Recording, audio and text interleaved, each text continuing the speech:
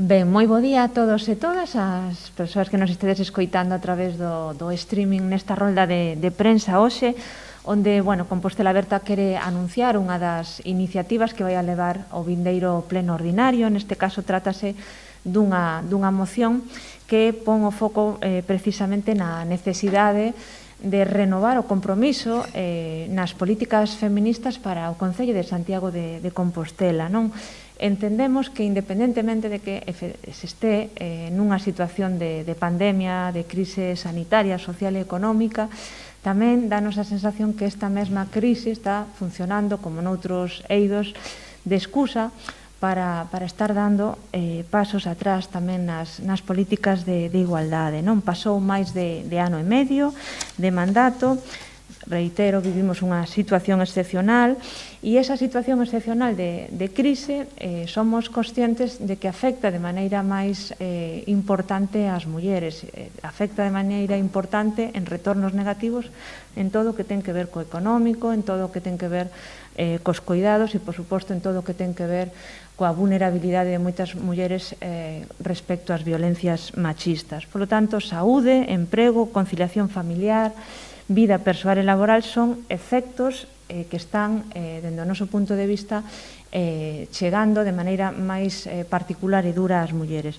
É por elo que, dende Compostela Aberta, entendemos que cumpre reforzar o compromiso anterior, o compromiso que impulsara Compostela Aberta, e reforzar esas políticas feministas e non caer nunha certa parálise, porque, en definitiva, tamén están en xogo os dereitos das mulleres. Se paramos, se poñemos a vista o foco solamente en outros temas e deixamos de preguntarnos que está pasando tamén na cidade coas mulleres, que está pasando dende o punto de vista dos efectos negativos que ten esta crise, pois estamos deteriorando, estamos axudando a deteriorar os dereitos das mulleres. Hai unha autora clásica que me gusta moitas veces citar,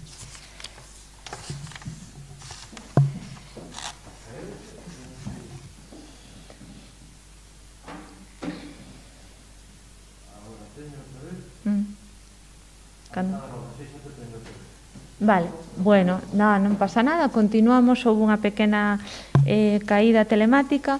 Estaba falando dos puntos máis importantes que levamos na moción, e insistir en que Compostela Aberta non tira de relatos, senón que tira da reivindicación de accións políticas concretas en materia feminista. Entre esas peticións, esas solicitudes ao Goberno está, reitero, por unha banda, que se elabore un estudo sobre a situación sanitaria, económica e social das mulleres de Compostela tras a irrupción da COVID-19. En que situación están as mulleres hoxe tras esta crise? Están nunha situación de maior vulnerabilidade, perderon os seus empregos, teñen unha situación de risco de exclusión social dende o punto de vista sanitario. Cal é a afectación das mulleres? Eu creo que é importante, estánse facendo tamén análisis noutros eidos, creemos que tamén é importante facelo para o colectivo das mulleres. En segundo lugar, en esta moción tamén levamos a petición de dar cumprimento ao compromiso de implementación dun plan de coidado e de conciliación que levaba por nome, xa se trasladou noutra ocasión a un pleno, ao plan da Compostela Coidadora.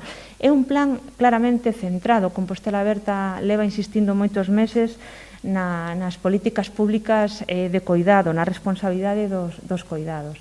E máis nun momento, como sabemos, que lamentablemente o Goberno de Bugallo incrementou os custes que repercutiron nas familias nas recentes políticas de conciliación, tanto e de maneira especial nas actividades de Nadal, pero tamén no verán. Creemos que non é tempo para subirlle ás familias os prezos das actividades das políticas vinculadas cun elemento tan importante como son os coidados e como é a conciliación. Polo tanto, implementación dese plan da Compostela Coidadora. Noutro punto importante tamén pedimos que este Goberno volva a abrir a Casa Xoana Torres, non con programación regular, e tendo en conta, por suposto, cando as restriccións motivadas pola COVID o permitan. Pero leva moitos e moitos meses pechados. Sabemos que a Casa Xoana Torres foi un éxito colectivo das mulleres de Santiago, un éxito do movemento feminista. Entendemos que hai que facer esforzos, como se fan en outros espacios culturais, como se fan en outros espacios da cidade, para revitalizala e para que non quede pechada e sen programación. Outro dos puntos importantes desta moción, como decía, estamos a piques do 8 de marzo, pois é, por suposto, que o Concello siga apoiando con recursos tamén toda a axuda necesaria aos movimentos feministas para celebrar, e o movimento feminista galego para a celebración do 8 de marzo.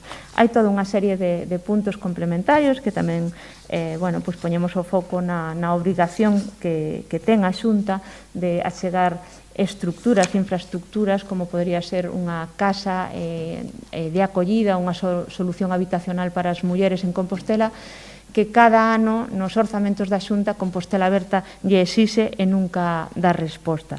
E, polo tanto, en definitiva, e pechando un pouco a conclusión desta moción, hai que reforzar as políticas feministas.